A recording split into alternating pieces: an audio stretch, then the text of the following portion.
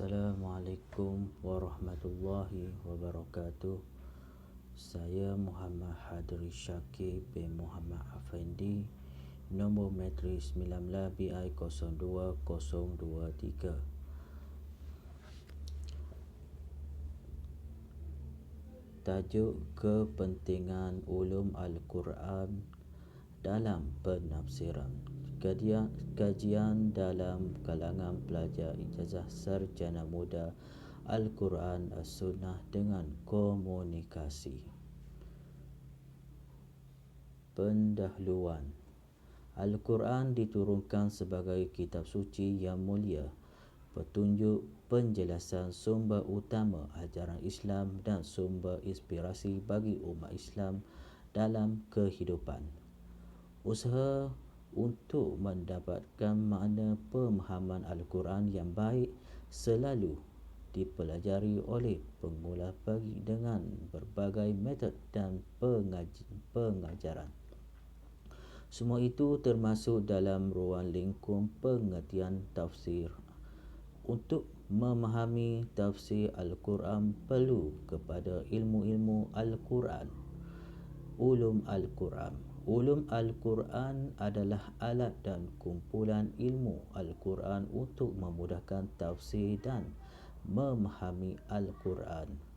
Ia juga sebahagian daripada ilmu memahami wahyu Allah, bermula dari proses turunnya gubahan tulisan, modal penulisan, kodifikasi, simpanan buku bacaan, tafsir dan ijaz Al-Quran, ilmu nasikh mansukh, muhkam mutasyabihat, sains dan sebagainya.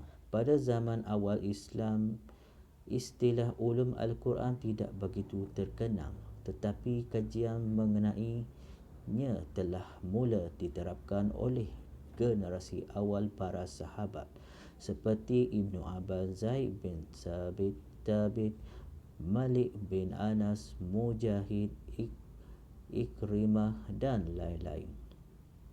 Pada abad ke-5, istilah ulum Al-Quran telah mula berkembang. Antara karya tentang ulum Al-Quran ialah Al-Burhan fi Ulumil Quran Ali bin Ibrahim Al-Hufi, wafat pada tahun 340 Masihi. Setelah itu, perkembangan ilmu ini mula berkembang dan ditulis oleh ramai ulama, antaranya Zarkashi, Suyuti, Zarkani hingga ke zaman kontemporari seperti Abdullah Sa'id, Nasir Hamid, Abu Zaid, Muhammad Sahrul dan lain-lain. Setiap ahli tafsir mempunyai metod dan kefahaman tersendiri terhadap ulum Al-Quran. Justru apabila seorang penafsir ingin mentafsir Al-Quran, dia juga harus memahami ulum Al-Quran, khususnya ahli tafsir kontemporari, termasuk Hamka dalam tafsir Al-Azharnya. Dalam tafsir Al-Azhar jilid 1 dinyatakan bahawa setelah menafsir ayat-ayat Al-Quran, Hamka terlebih dahulu memberi penjelasan tentang kepentingan memahami Al-Quran dengan menjelaskan beberapa pembahasan ulum Al-Quran. Hal ini dijelaskan supaya mudah untuk memahami isu kandungan Al-Quran. Terdapat cabang ilmu dalam ulum Al-Quran. Al-Ghazali menyebut terdapat lebih kurang 77,200 ilmu, manakala Ibnu Arabi menganggarkan kira-kira 477,450 ilmu, dengan bilangan lafaz yang bermaksud zahir, batin, terbatas dan tidak terbatas. Permasalahan kajian. Pengajian ulum Al-Quran sangat penting untuk perkembangan pengajian tafsir. Ilmu ini sentiasa berkembang dari dahulu hingga sekarang. Teori ulum Al-Quran penting untuk dikaji, difahami dan diguna oleh penterjemahan untuk mencari makna, pengertian dan pemahaman yang luas terhadap ayat-ayat Al-Quran. Salah satu karya yang tidak dapat dipisahkan dengan teori ulum Al-Quran ialah Tafsir Al-Azhar oleh Hamka.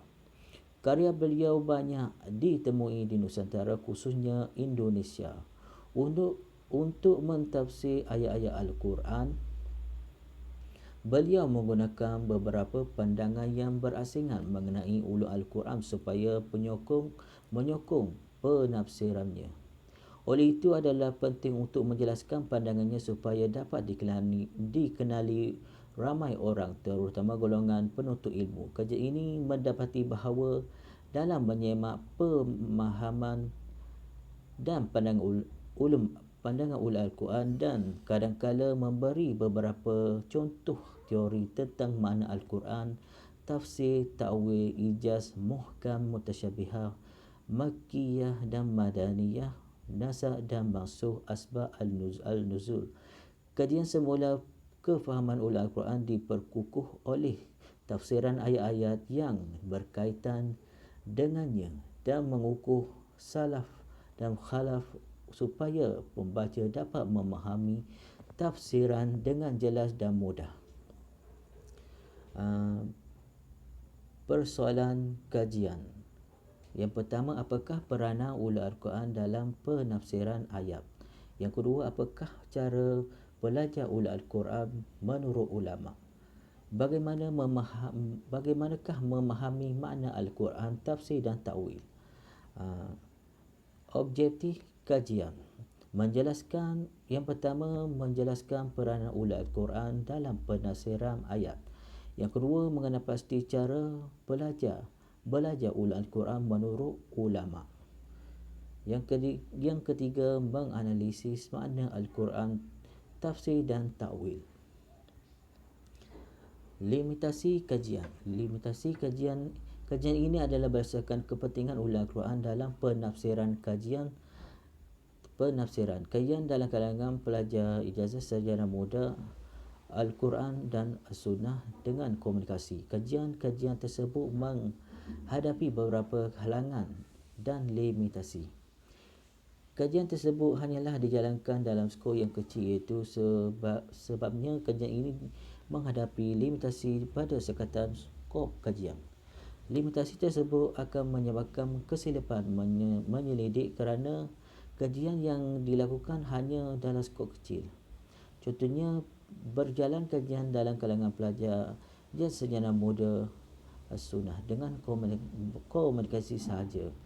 Dalam pelaksanaan kajian ini terdapat beberapa masalah yang dihadapi oleh pengkaji. Masalah utama yang dihadapi ialah